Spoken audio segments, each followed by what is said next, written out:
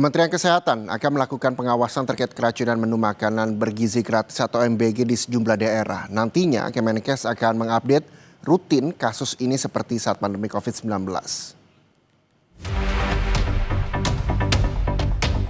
Rapat lanjutan koordinasi penanggulangan KLB keracunan makanan bergizi gratis digelar Kamis 2 Oktober 2025 di Gedung Adiatma Kementerian Kesehatan Jakarta. Usai rapat koordinasi, pemerintah menggelar konferensi pers. Menteri Kesehatan Budi Gunadi Sadikin bilang, Kementerian Kesehatan akan menyampaikan perkembangan kasus keracunan MBG ini setiap hari, seperti saat pandemi COVID-19. Update angka kasus ini akan terintegrasi melalui puskesmas maupun dinas kesehatan. Jadi kalau teringat ini seperti teringat COVID dulu. Ya. Tadi yang kita bicarakan khususnya dari pengawasan adalah kita ingin melakukan standarisasi dari laporan dan angka. Ya. Tadi sudah disetujui bahwa kita akan menggunakan angka sistem laporan yang sekarang sudah terjalin untuk keracunan pangan dari Puskesmas, Dinas Kesehatan, dan Kementerian Kesehatan. Angka-angka itu setiap hari ada, setiap minggu ada, dan nanti angkanya akan dikonsolidasikan bersama antara Kemenkes dan BGN. Menanggapi permintaan moratorium program makan bergizi gratis dari sejumlah pihak, menyusul marak kasus keracunan MBG di berbagai daerah, Kepala Badan Gizi Nasional, Dadan Hindayana, menegaskan Presiden Prabowo Subianto masih memerintahkan BGN melakukan percepatan program MBG. Dadan menyebut saat ini investigasi masih berjalan untuk menelusuri kasus keracunan. Perbaikan fasilitas terus dikebut untuk memastikan program tetap berlangsung seperti biasa. Yang terkait dengan kegiatan MBG, saya tetap diperintahkan oleh Pak Presiden untuk melakukan percepatan-percepatan karena banyak anak, banyak orang tua yang menantikan terkait kapan menerima makan bergizi gratis. Di luar perintah itu saya tetap melaksanakan kecuali nanti Pak Presiden mengeluarkan perintah lain. Terima kasih. Sementara prihatin dengan KLB keracunan MBG, Ikatan Dokter Anak Indonesia menyampaikan surat terbuka untuk Badan Gizi Nasional. IDAI menyebut MBG sejatinya bertujuan mulia untuk meningkatkan status gizi dan kesehatan anak Indonesia. Namun kejadian keracunan ini terus berulang dalam jumlah ribuan, yang justru menimbulkan risiko serius bagi keselamatan anak. Selain itu, dalam surat tersebut, IDAI juga mencantumkan sejumlah poin yang penting dievaluasi oleh Badan Gizi Nasional. Salah satunya, perlu disiapkan prosedur mitigasi kasus keracunan yang melibatkan sejumlah pihak. Tim Liputan, Kompas TV. Jumlah korban kasus keracunan akibat program penyediaan makanan bergizi gratis terus bertambah. Lalu apa yang harus segera dilakukan saat ini? Kita sudah bergabung dengan Ketua Umum Ikatan Dokter Anak Indonesia, Dr. Piprim Basara Yanuarso, melalui sambungan Zoom. Selamat siang, Dr. Piprim. Selamat siang. Terima kasih dok sudah bergabung bersama Kompas TV. Dok, yang ingin saya tanyakan ini terkait dengan kabar terbaru bahwa ada 110 anak di Kabupaten Agam, Sumatera Barat yang keracunan MBG. Menurut IDAI sendiri, apa saja memang yang perlu dievaluasi dari kasus keracunan massal MBG ini, dok? Baik, ya. Sebetulnya seminggu yang lalu tepat ya, tanggal 26 September, kami sudah mengirim surat terbuka pada Badan Gizi Nasional. Ada 5 poin tadi sudah disebutkan juga. Di antaranya adalah kita harus fokus juga pada keselamatan anak yang harus menjadi prioritas utama. Ya. Jadi kalau masih ada keracunan makanan pada anak, artinya kan prosesnya harus dievaluasi menyeluruh. Ini ada yang tidak betul dalam prosesnya.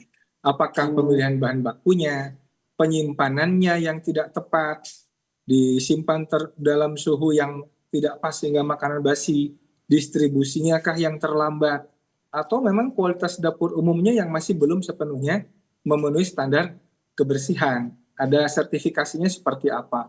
Jadi menurut kami, tujuan Pak Presiden Prabowo ini sangat mulia, ya, memberi anak-anak makan bergizi secara gratis, ya.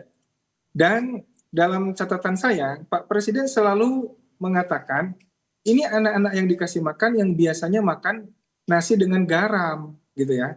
Tetapi pada kenyataan di lapangan, fokus pada MBG ini bukan pada anak-anak yang di daerah 3T tadi, ya. Ya. Anak-anak dengan ekonomi menengah ke bawah yang susah untuk dapat makanan bergizi, tapi malah ini dikasih ke SDIT yang setiap anak katanya punya satu mobil dan satu supir, ya, makanannya udah biasa ini. Nah, ini kan juga sasarannya nggak jelas, ya. Tetapi bagi kami IDAI, satu anak keracunan itu sudah merupakan masalah besar, ya. Kita tidak pernah menganggap anak itu cuma 1%, 0,1% yang keracunan. Tidak seperti itu. Kalau 1% itu kena dengan cucu kita, itu menjadi 100%, ya. Ya. Jadi ini Mas, kami sangat prihatin keracunan ini terus berlangsung, sehingga evaluasi ini harus dilakukan betul-betul, jangan sampai mengabaikan masalah keselamatan atau nyawa anak-anak kita. Itu mungkin tanggapan sementara saya. Ya, Dok, lalu surat terbuka juga sudah dilayangkan ke BGN. Apa tanggapannya? Sudah dapat surat balasan kah atau bentuk komunikasi apa yang memang sudah dilakukan IDAI dengan BGN? Belum ya. Kami belum dapat tanggapan juga dari BGN walaupun IDAI terbuka untuk berkolaborasi, ya, terutama kami sedang menyiapkan guidelines untuk masalah keracunan ini untuk tenaga kesehatan, ya, mudah-mudahan 1-2 hari bisa terbit karena IDAI kan organisasi profesi yang memang tugasnya mengadvokasi, ya. Tapi kami menghimbau bahwa ini sudahlah, stoplah keracunan ini gitu, ya. Ya. Jangan ada lagi itu. Apapun caranya, karena ini kan tanggung jawabnya pemerintah BGN, ya. Kalau kami ini parameternya adalah stop keracunan makanan saat ini juga, jangan ada lagi keracunan makanan. Kira-kira itu intinya, Mas. Bagaimana caranya? Silakan pemerintah melakukannya dengan sebaik-baiknya. Yang penting jangan ada lagi korban keracunan makanan lagi, gitu. Sebagaimana pemerintah bisa melakukan atau meniadakan kasus keracunan ini? Apa yang bisa disampaikan IDAI untuk pemerintah ketika memang belum dapat balasan dari BGN sendiri? Mungkin siapa tahu dari perwakilan BGN bisa mendengarkan dialog kami hari ini. Dokter, bisa disampaikan memang apa yang memang perlu dievaluasi, dari segi apa, dan seberapa jauh sih nantinya harapan dari IDAI bahwa tidak ada kasus keracunan lagi untuk program MBG ini? Iya kan sebetulnya kalau pengelolaan makanan itu kan ada standar keamanan pangan, ya. Ya. Ada HACCP itu kan, ya. Kita udah paham lah hazard assessment itu, ya. Jadi inilah yang setiap langkah dalam penyajian makanan itu harus dipantau betul. Mulai pengadaan bahan bakunya hingga distribusi dan penyajian di sekolahnya seperti apa. Lalu ada kendalikan titik kritisnya itu seperti apa, suhu penyimpanan dan sebagainya. Kemudian pelatihan berkelanjutan, ya, walaupun ini sudah mulai ada, ya. Tetapi pastikan kalau itu tidak memenuhi syarat, jangan dibagikan dulu makanannya, gitu loh. Poinnya kalau kami dari Ikatan Dokter Anak, bagi dokter anak, satu keracunan itu udah terlalu banyak. Ya. Jangan ada lagi dah. Kira-kira itu aja ininya seperti apa, berarti kan sistemnya secara menyeluruh harus kita evaluasi dengan baik, gitu. Ya. Jangan anggap anak sebagai presentasi saja. Oke, Dr. Piprim, tapi kan langkah yang dilakukan pemerintah juga sudah direalisasikan, misalnya menutup SPPG yang memang dianggap tidak memiliki surat kelayakan higienitas tadi. Lalu juga Menkes sempat bilang bahwa akan terus mengupdate jumlah kasus dan juga korban keracunan MBG harian seperti saat pandemi COVID-19 kemarin. Lalu dengan langkah ini bagaimana respon Anda? Ya, kalau itu bagus, ya, kalau kita mengupdate jumlah keracunan harian seperti COVID itu bagus, tapi itu langkah reaktif. Ya. Langkah reaktif. Udah telat. Anak udah keracunan kita catat, ya kan? Itu ya bagus sih buat pendataan. Tapi bukan itu poinnya. Kalau poin kami, cegah jangan sampai ada keracunan. Zero keracunan MBG ini. Nah, bagaimana caranya? Silakan sepenuhi standar-standar internasional. Standar HACCP itu menurut saya harus dilakukan dengan ketat di setiap tahapannya. Jangan sampai ini ada yang sebetulnya tidak memenuhi standar, tapi karena sesuatu dan lain hal kemudian diloloskan begitu saja. Buktinya apa? Buktinya masih ada korban keracunan. Ya. Gitu loh. Jadi saya sih simpel aja sebagai dokter anak, pokoknya udah deh stop keracunannya.